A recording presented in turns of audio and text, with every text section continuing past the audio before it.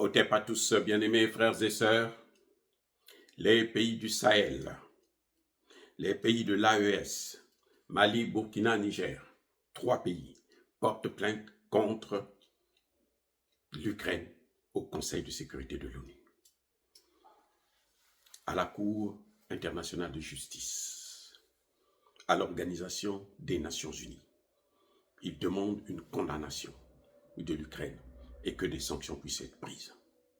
Parce que l'Ukraine fait l'apologie du terroriste, parce que l'Ukraine a attaqué le Mali, parce que l'Ukraine a traversé 5000 km pour venir agresser un pays qui n'a rien à voir dans leur conflit avec la Russie. Et l'Ukraine se vante de la mort des pauvres Maliens innocents qui n'ont rien fait à l'Ukraine.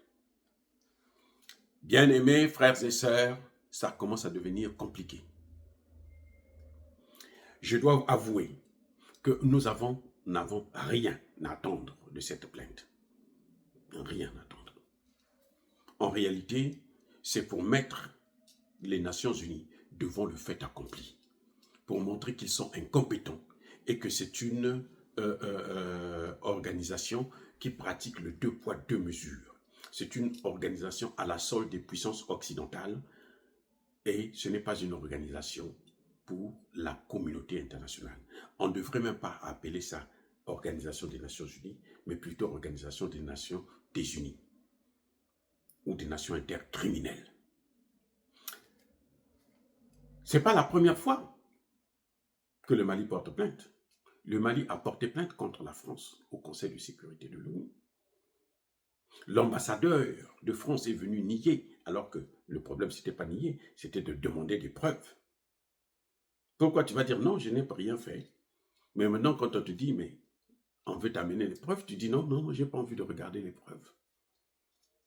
Pourquoi? Parce qu'on pense que la France, les États-Unis, ce sont des puissances, des pays qui ont Dieu avec eux. Il n'y a pas Dieu chez eux. Les amis, je suis américain, j'ai le passeport américain, je vois avec un passeport américain, je peux vous dire qu'aux États-Unis, il n'y a pas Dieu. On ne connaît pas Dieu. On ne peut pas connaître Dieu et faire autant de guerres dans le monde entier. Même si ces guerres-là ne viennent pas sur le sol américain, mais c'est quand même les États-Unis qui diligentent ces guerres. C'est ce qu'on appelle les guerres par proxy. Vous voyez? Donc, ce n'est pas la première fois que le Mali le fait. Mais la France a été humiliée quand même par cette plainte. Même si le Conseil de sécurité avait mis son veto, notamment la France et même les États-Unis avaient mis leur veto pour que cette plainte ne puisse pas aboutir, il faut reconnaître qu'un travail a été fait par un certain nombre de personnes pour que la France puisse être moralement responsable. Nous le savons en Afrique. Il n'y a aucun Africain qui ignore que c'est la France qui est le maître du terrorisme en Afrique. On le voit maintenant, par exemple, en Guinée.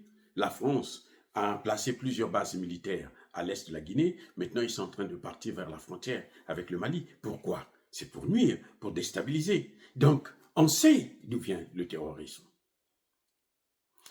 Le Mali, le Burkina et le Niger, en faisant ça, ils ont voulu faire comprendre au secrétaire général de l'ONU, qui est un pantin, un vaurien d'ailleurs, un nulard, je ne sais pas s'il est allé à l'école. On a voulu lui montrer que nous sommes conscients de ce que vous êtes en train de faire. Et oui, le grand enjeu, c'est celui-là. Nous sommes conscients, parce que quand on n'est pas conscient de son histoire, eh bien, cette histoire va se répéter. Les pays du Sahel sont conscients de leur ennemi. Qui est exactement leur ennemi? Ah oui, qui est l'ennemi du Sahel? C'est les États-Unis, c'est la France, c'est la Grande-Bretagne, c'est l'Angleterre et tous les autres. La France croit maintenir son empire colonial en Afrique. C'est pour ça que vous voyez qu'elle se bat comme ça.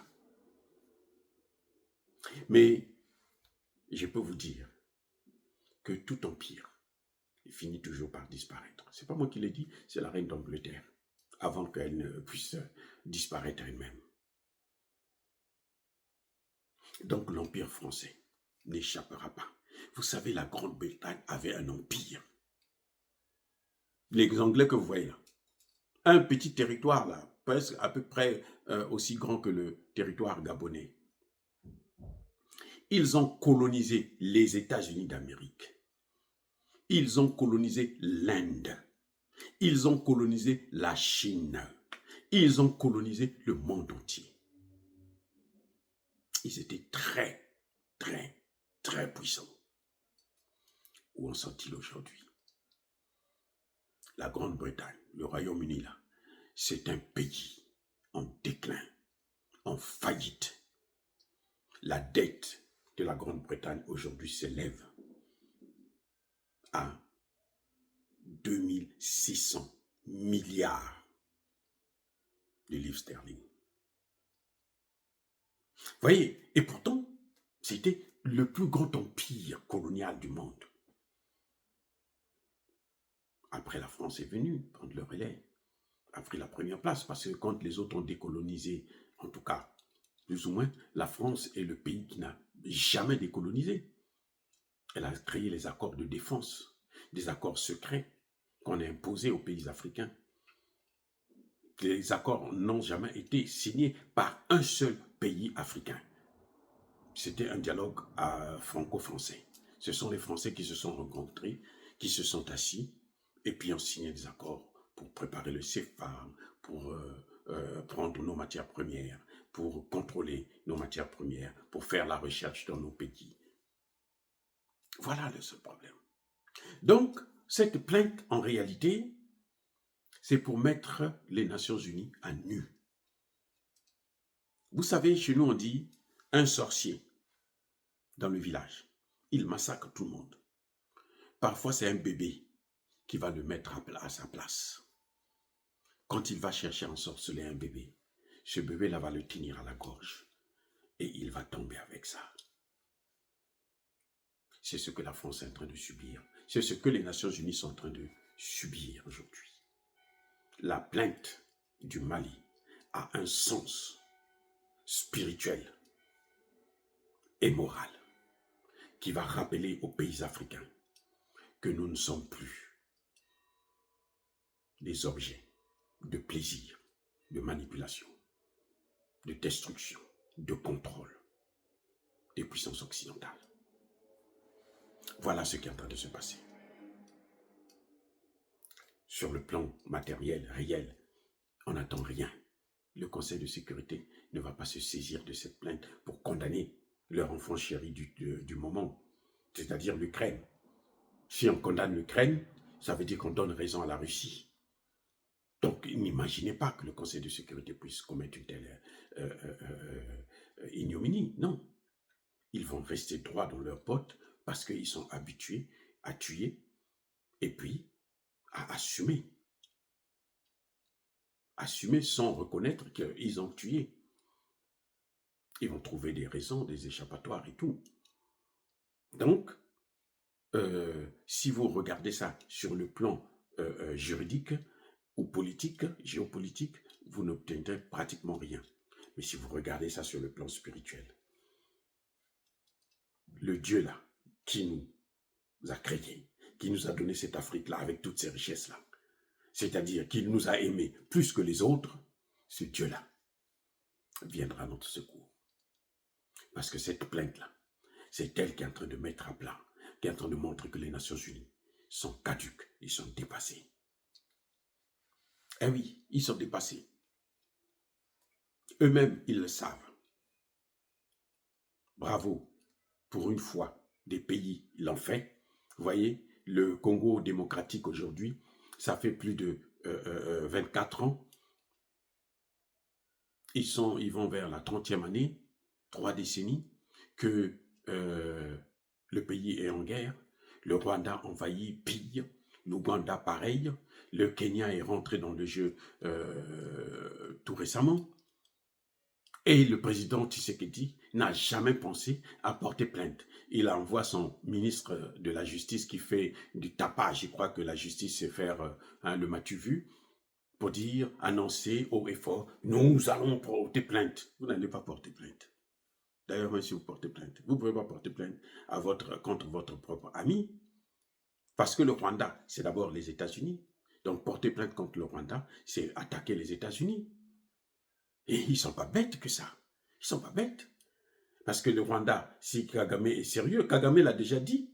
Il dit, mais les matières premières volées en RDC, ça transite par le Rwanda. Ça va où? Il faut chercher à savoir là où ça va. Ça va aux États-Unis, ça va en Grande-Bretagne, ça va en France, ça va en Allemagne, ainsi de suite. Donc, porter plainte contre ses amis, puisque Tshisekedi a toujours dit que les États-Unis, c'est leur meilleur partenaire, la France est un partenaire, et nous sommes toujours donc, oui, on est en train de tourner. Donc, au moins le Mali, le Burkina et le Niger ont montré que nous n'avons pas peur de ces puissances-là. C'est pour ça que nous faisons ce que nous sommes en train de faire. Et ça, c'est important.